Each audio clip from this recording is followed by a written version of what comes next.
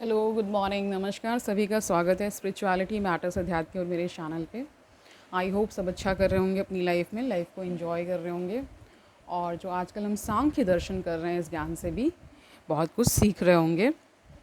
तो आज हम जो टॉपिक लेकर के आए हैं वो विकासवाद के विरुद्ध आपत्तियाँ लेने वाले हैं। कल हमने विकासवाद को पूरा कंप्लीट कर लिया था, थ्योरी ऑफ एवोल्यूशन को सांख्य दर्शन के अनुसार, और आज हम उसमें थोड़ा सा क्रिटिसिज्म करेंगे। ठीक है, शुरू करते हैं आज का सेशन। Let's get started. तो देखिए, विकासवाद के विरुद्ध सबल आक्षेप किया जाता है कि सांख्य विकासवाद का प्रणयन किस प्रकार होता है। इस प्रश्न का संतोषजनक उत्तर नहीं दे सका है।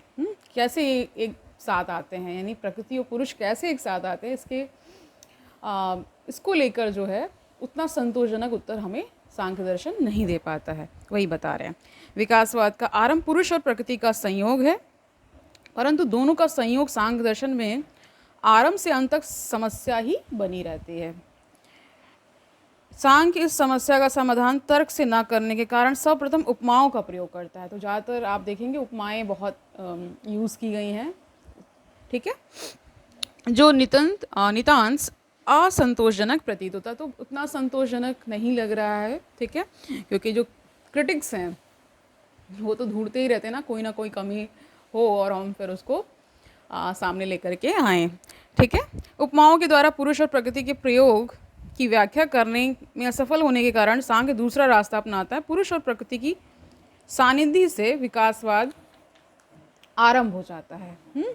ऐसा सांख्य का मत है, परंतु इसके विरुद्ध कहा जा सकता है कि यदि विकासवाद का आरंभ पुरुष और प्रकृति का सानिध्य माना जाए तो विकासवाद शाश्वत हो जाएगा। विकास की क्रिया का अंत नहीं हो सकता, क्योंकि पुरुष निष्क्रिय होने के कारण अपने को प्रकृति के समीप से अलग कर सकने में असमर्थ होगा। इस प्रकार प्रलय की व्याख्या असंभव हो जाती है। अतः पुरुष और प्रकृति के सानिध्य मात्र के कह रहे हैं कि एक साथ आने से ही केवल और साथ होने से ही कह रहे हैं कि ये नहीं व्याख्या समझ में आती है कि किस प्रकार का उनका होता है, किस प्रकार के संयोग से, और क्या और जो बताना चाहिए था उतना वो एक्सप्लेन नहीं कर पाए। तो कह रहे अतः पुरुष और प्रकृति के सानिध्य मात्र से विकास के आरंभ की व्याख्या करना संतोषजनक नहीं है। विकासवाद के विरुद्ध दूसरा आक्षेप यह किया जाता है कि सांख्य विकासवाद के विभिन्न विकृतियों के क्रम का कोई युक्तिपूर्ण प्रमाण नहीं दे सकता है। विकासवाद के जितने तत्व हैं उनकी व्याख्या तार्किक दृष्टिकोण से अमान्य प्रतीत होती है। ऐसा प्रतीत होता है कि सांख्य ने क्या किया है, ऐसा प्रतीत होता है कि सांख्य ने विकासवाद के इस क्रम को बिना सोचे समझे विचार लिया है, मान लिया है, या कह सकते हैं कि उन्होंने ऐसे ही प्रस्तुत कर दिया। क्योंकि देखिए यहाँ पे क्रिटिसाइज़ कर रहे हैं तो इसी तरह की बातें होती हैं। ठीक है, विज्ञान भिक्षु ने इस दोष से अवगत रहने के कारण विकासवाद के क्रम का एकमात्र प्रमाण श्रुति को कहा है। परंतु यदि विज्ञान भिक्षु के विचार को माना जाए तो इसका अर्थ यह होता है कि सृष्टि के क्रम की व्याख्या तर्क से असंभव है। विकासवाद के विरुद्ध तीसरा आक्षेप यह किया जाता है कि प्रकृति जो विकासवाद का आधार है, विश्व की व्यवस्था की व्याख्या करने में असफल है। प्रकृति अचेतन है, विश्व की सारी वस्तुएं व्यवस्थित हैं। अचेतन वस्तु संसार की व्यवस्था का कारण कैसे हो सकती है। तो कह रहे हैं कि प्रकृति को जब अनकॉन्शियस बताया, अचेतन बताया है, तो ये सारी जो व्यवस्था आपको ऑर्डर में चीज़ें दिखती हैं, ये किस प्रकार होता है। तो यही प्रश्न कर रहे हैं। अच्छा, वैलिड प्रश्न है। ठीक है, पत्थर, चूना और ईंट जो अचेतन है, स्वतः सुंदर भवन का निर्माण करने में असमर्थ है। उसी प्रकार अचेतन प्रकृति से विश्व की व्यवस्था और नियमितता का निर्माण नहीं हो सकता। अतः सांख्य का यह विचार कि समस्त विश्व का आधार प्रकृति है अमान्य प्रतीत होता है। विकासवाद के विरुद्ध चौथा आक्षेप यह है कि सांख्य मानता है कि प्रकृति के से संसार की समस्त वस्तुएं निर्मित होती। प्रकृति जड़ है। जब भी किसी भौतिक वस्तु से किसी पदार्थ का निर्माण होता है तो उस भौतिक वस्तु में न्यूनता अवश्य आती है। इस दृष्टि से प्रकृति में जिससे सारा संसार विकसित होता है, न्यूनता आनी चाहिए। वैलिड प्रश्न है। परंतु इसके विपरीत सांख्य की प्रकृति में किसी प्रकार का ह्रास नहीं होता, यानी कमी नहीं आती है ना। निरंतर एक आप कंटिन्यूटी देखते हैं, वो कैसे होता है ये पूछ रहे हैं। प्रकृति से समस्त वस्तुओं का विकास होता है, परंतु प्रकृति का स्वरूप ज्यों का त्यों बना रहता है। आप देखिए, इसमें प्रोफेसर हरियाणा ने सांख्य के विकासवाद की एक विशेषता की ओर हमारा ध्यान आकर्षित किया है। वह यह है कि सांख्य का विकासवाद जड़ अविनाशी है की मान्यता पर आधारित है।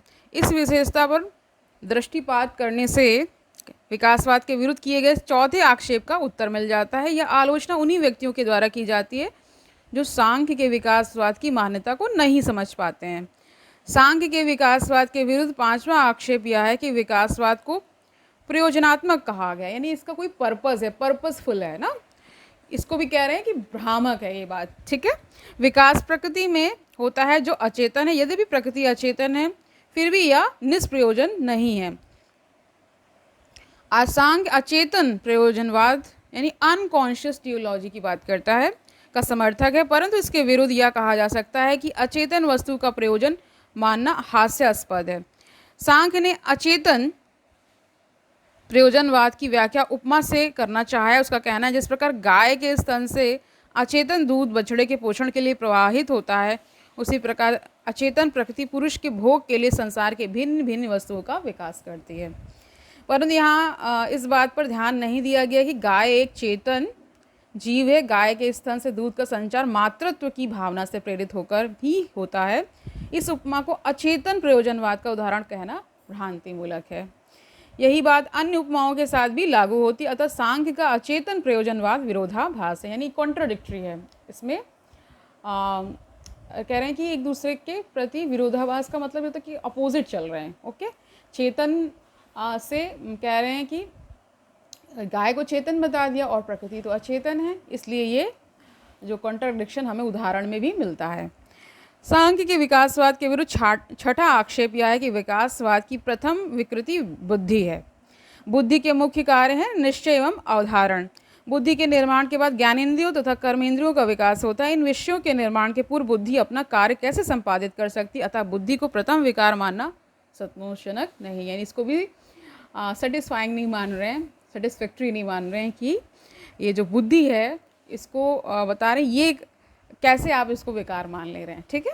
सांख्य विकासवाद के विरुद्ध अंतिम आक्षेप यह है कि सांख्य प्रकृति के द्वारा विश्व के विकास और प्रलय की संतोषजनक व्याख्या नहीं कर पाया है। प्रकृति कभी विश्व का विकास करती है तो कभी विश्व का विध्वंस।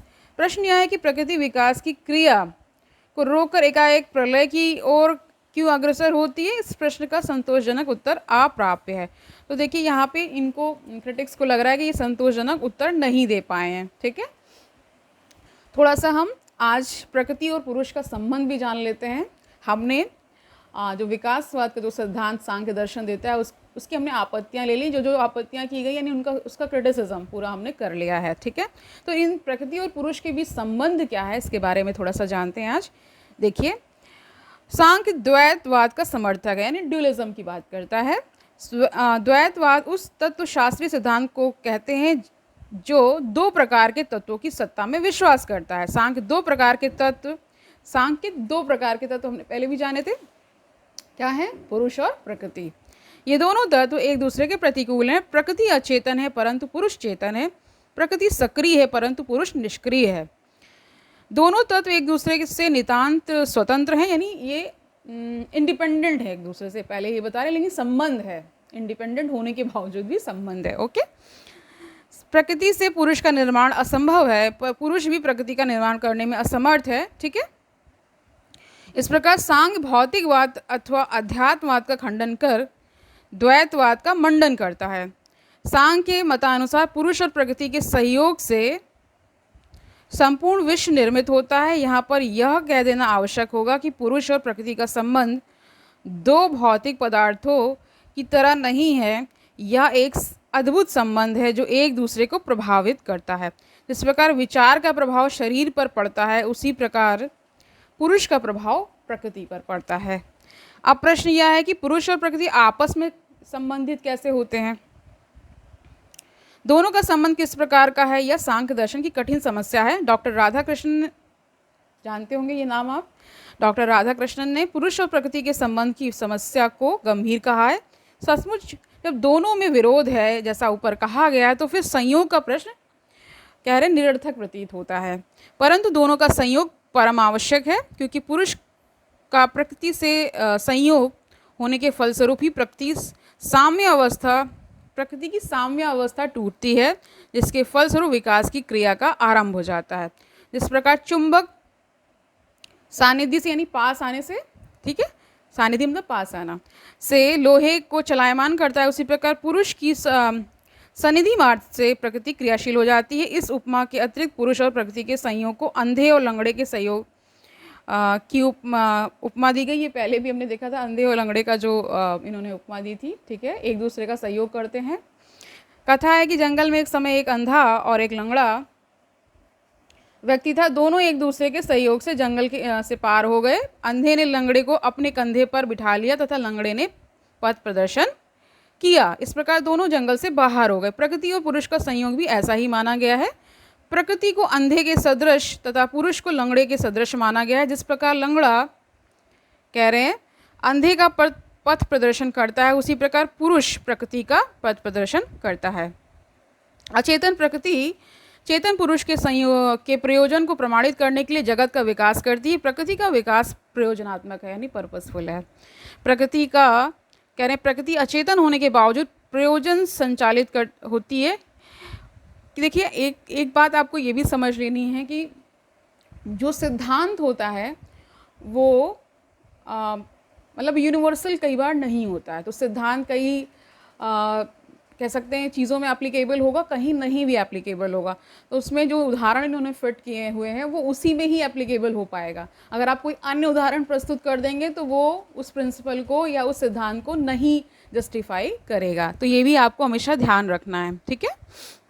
इसलिए सांख्य कह रहे हैं, इसलिए सांख्य का सिद्धांत अचेतन प्रयोजनवाद का सिद्धांत है। जिस प्रकार गाय के स्तन से अचेतन दूध बछड़े के पालन पोषण के लिए प्रवाहित होता है, या जिस प्रकार अचेतन वृक्ष मनुष्यों के भोग के लिए फल का निर्माण करते हैं, उसी प्रकार अचेतन प्रकृति पुरुष के लाभ के लिए विकास करती है।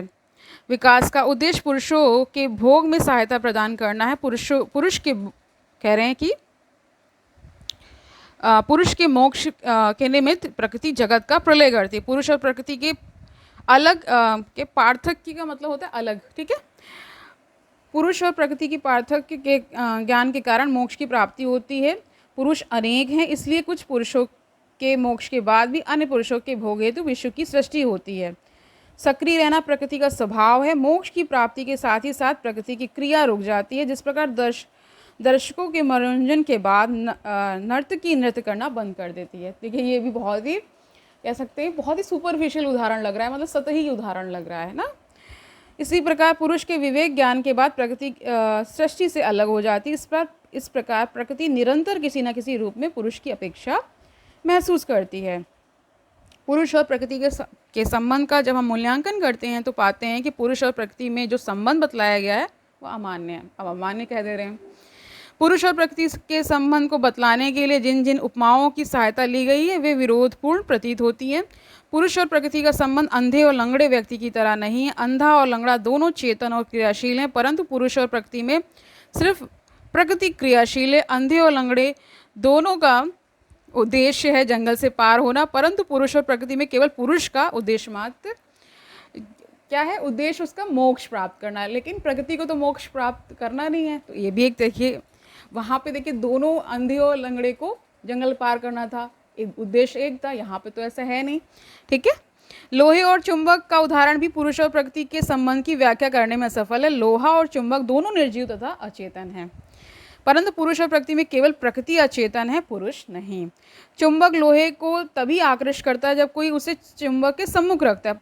पुरुष तभी प्रकृति को प्रभावित कर सकता है जब कोई तीसरा सिद्धांत पुरुष को प्रकृति के सम्मुख उपस्थित कर सके। सांख्य पुरुष और प्रकृति को छोड़कर किसी वस्तु की मौलिक कह रहे व्याख्या करने में असफल रहा है ना, ठीक है। बहुत सी फंडामेंटल्स जो चीज़ें हैं, फंडामेंटल्स जो हैं इसके, उसमें भी क्या देखने को मिलता है कि उसको भी एक्सप्लेन नहीं कर पा रहे हैं। ओके, अब देखिए कह रहे हैं कि हाँ, पुरुष और प्रकृति के संबंध के द्वारा विकास को प्रयोजनात्मक बतलाने का प्रयास किया गया है।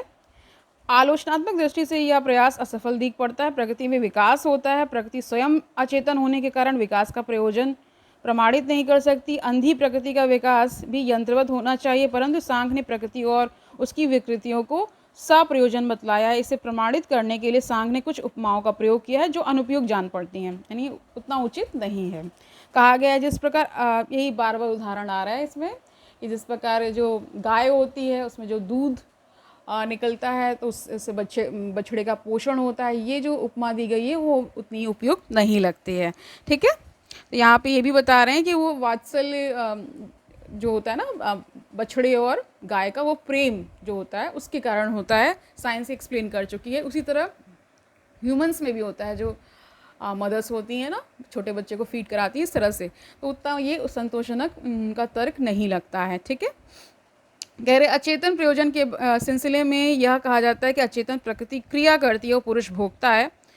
यदि इसे माना जाए तो कर्म सिद्धांत का खंडन होता है, क्योंकि प्रकृति कर्म करती है इसलिए कर्म का फल प्रकृति को ही भोगना चाहिए। सांख्य ने पुरुष और प्रकृति को स्वतंत्र तथा निरपेक्ष माना है। यदि यह सत्य है तो दोनों का संसर्ग नहीं हो सकता। शंकराचार्य ने कहा है कि उदासीन पुरुष और अचेतन प्रकृति का संयोग कराने में कोई भी तीसरा तत्व असमर्थ है। इस प्रकार पुरुष और प्रकृति का संयोग काल्पनिक प्रतीत होता है। यदि पुरुष और प्रकृति के संबंध का उद्देश्य भोग कहा जाए तो प्रलय असंभव हो जाएगा। यदि इस संबंध का उद्देश्य मोक्ष माना जाए तो सृष्टि असंभव हो जाएगी। पुरुष और प्रकृति के संबंध का उद्देश्य भोग और मोक्ष दोनों में किसी को नहीं कहा जा सकता, क्योंकि यह एक तरह से लगता है कि आप आक्षेप कर रहे हैं। ठीक है, एक तरह से किसी पर अटैक कर दे रहे हैं, इस तरह का लगता है। सच पूछा जाए तो सांख्य पुरुष और प्रकृति के संबंध को समझाने में समर्थ रहा है। इस असमर्थता का कारण सांख्य का द्वैतवाद है। ड्युअलिज्म की बात हो रही है। द्वैतवाद मतलब ड्युअलिज्म, जहाँ दो होते हैं। उसने पुरुष और प्रकृति को एक दूसरे से स्वतंत्र कहा है। यदि प्रकृति और पुरुष को एक ही तत्व के दो रूप माना जाता तो इस प्रकार की कठिनाई सांख्य के सामने नहीं होती। अब कह रहे हैं मान लीजिए एक ही तत्व के दो रूप बता देते, तब तो बता रहे हैं ये प्रॉब्लम सॉल्व हो जाती, लेकिन इन्होंने दो तत्व बताए, इसलिए ड्युअलिज्म की वजह से ये जो इनके तर्क है उतने सही नहीं लगते हैं। तो आज के लिए इतना ही रखते हैं। कल हम इसका सांख्य दर्शन का बंधन और मोक्ष का सिद्धांत जानेंगे। ठीक है, आई होप आपको समझ में आया होगा क्या कहना चाह रहे हैं। आज का जो सेशन था उसमें मूल बातें ये हैं कि हम इस बात का बार बार खंडन कर रहे हैं कि पुरुष और प्रकृति के संयोग से विकासवाद कैसे आता है। अगर ये विकास होता भी है तो बहुत सारी चीज़ें सांख्य दर्शन एक्सप्लेन करने में असफल रहा है। ठीक है, अब बार बार यही तर्क दे रहे हैं और बहुत सारी उपमाएं दे रहे हैं जो उतनी उपयुक्त नहीं लग रही है। ठीक है, कल मिलते हैं, तब तक के लिए आनंद से रहिए, सुखपूर्वक अपना जीवन व्यतीत करिए, दूसरों को सुखी करिए और ये भी याद रखिए कि सांख्य दर्शन आवश्यक है। अभी देखिए आज क्रिटिसिज्म किया गया, इसका मतलब ये नहीं कि इसकी ये पूरा निरर्थक हो जाता है ये सिद्धांत या दर्शन, ऐसा नहीं है। आपने जब पहले जाना होगा तो आपको लग रहा होगा कि इस सिद्धांत में बहुत दम है, बहुत ज़्यादा उपयोगी सिद्धांत है, हमारी बहुत सारी चीज़ें क्लियर भी हो रही थी। लेकिन जब कहते हैं ना क्रिटिसाइज़ करते हैं तो उसी में से निकालते हैं बहुत सारी चीज़ें ना, ये समझ पा रहे होंगे आप। कल मिलते हैं, तब तक के लिए हरिओम तत्सत।